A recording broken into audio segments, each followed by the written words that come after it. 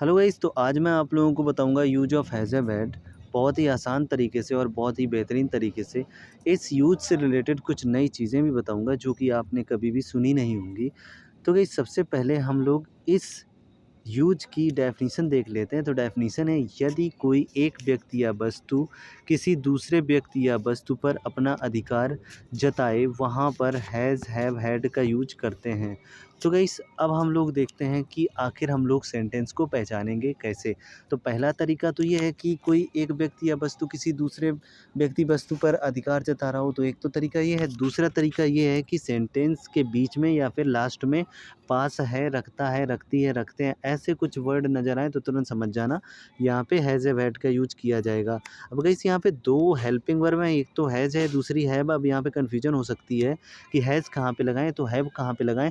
तो अभी हमने आपको बता दिया है कि हैज़ को लगाएंगे ही, सी और नेम के साथ, वहीं आई, यू, वी और दे के साथ में हम लोग लगाएंगे हैव को।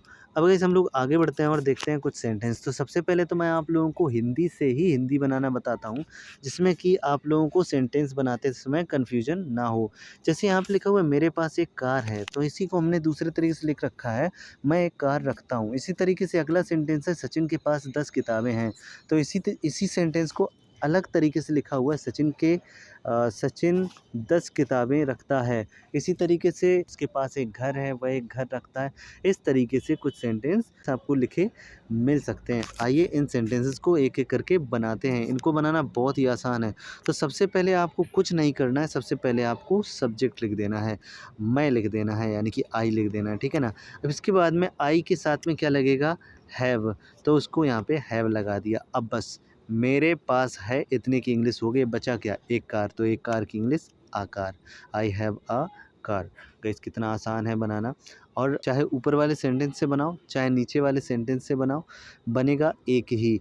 चलो अगला सेंटेंस बनाते हैं। अगले सेंटेंस में फिर से वही किया हमने, सचिन को सबसे पहले लगा दिया, यानी कि सब्जेक्ट सबसे पहले लगा दिया। अब हमें सचिन के हिसाब से या तो हैज लगाना है या तो हैव लगाना है। अब यहाँ पे आप देख सकते हैं नेम लिखा हुआ है, नेम के हिसाब से बेटे हैज लगाएंगे, तो हैज लगा दिया जब यहाँ पे। अभी हम लोग यहाँ पे हैज को लगा देते हैं, ये देखो मैंने हैज लगा दिया। अब बचा क्या, सचिन के पास 10 किताबें हैं, तो सचिन के पास हैं, इसकी इंग्लिश तो हो गई, सचिन हैज़। अब 10 किताबें, तो 10 किताबों की इंग्लिश 10 बुक्स बन गया ना। अब आगे बढ़ते हैं और अगला देखते हैं। तुम्हारे पास 2 फ़ोन हैं, तो ये सेंटेंस इसको बनाइए, तो यू। अब इसके बाद में यू के हिसाब से हैव, और बचा क्या, 2 फ़ोन, यानी कि 2 फ़ोन्स। अब अगला सेंटेंस है, तुम 100 रुपये रखते हो, तो तुम रखते हो, इसकी इंग्लिश क्या होगी, तुम की इंग्लिश क्या होगी, यू। और रखता है, रखती है, रखते हैं, है ना, इसकी इंग्लिश क्या होगी, हैज़ या फिर हैव। तो यू के हिसाब से क्या लगेगा, हैव, यू हैव, ठीक है ना। इसके बाद में हो जाएगा 100 रुपीज़। ये देखो, इस तरीके से यहाँ पे हमने सेंटेंस को बना लिया है।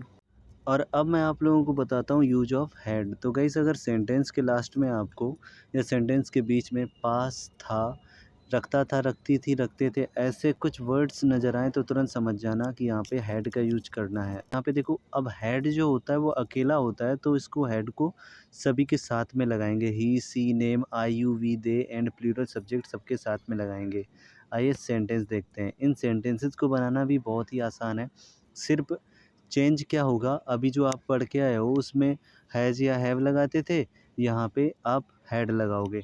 तो देखो, सबसे पहले आपको सब्जेक्ट लगाना है, यानी कि ही, उसके, है ना। इसके बाद में पास थी, तो पास थी की इंग्लिश हैड।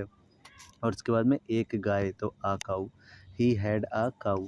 अगला सेंटेंस देखते हैं, तो उसमें लिखा हुआ है, अपने पास घर था, तो यहाँ पे अपने की इंग्लिश वी हो गई। अब पास था की इंग्लिश हैड। अब इसके बाद में घर, घर की इंग्लिश हाउस, और इस तरीके से ये सेंटेंस भी बन गया। तो बन गया वी हैड हाउस। अगला सेंटेंस, वह ज्ञान रखता था, इसको बनाइए। तो सबसे पहले वह की इंग्लिश, रखता था की इंग्लिश हैड। अब ज्ञान, ज्ञान की English knowledge, he had knowledge. अगला सेंटेंस है, मेरे पास फ़ोन था, तो इस सेंटेंस को जब बनाएंगे तो मेरे की इंग्लिश आई हो जाएगी। और आपको पता ही है कि यहाँ पे अकेले हैड लगेगा, तो यहाँ पे हैड लगा दीजिए, हैड। अब क्या, फ़ोन, तो आई हैड फ़ोन। और इस तरीके से आपने यहाँ पे देखा कि ये था यूज ऑफ हैड।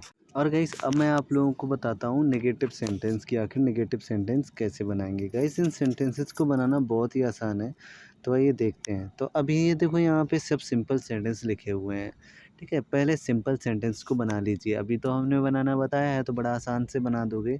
तो देखो पहले आई, फिर हैव, फिर उसके बाद में आ साइकिल, इसी तरीके से और भी हमने सिंपल सेंटेंस बना लिए।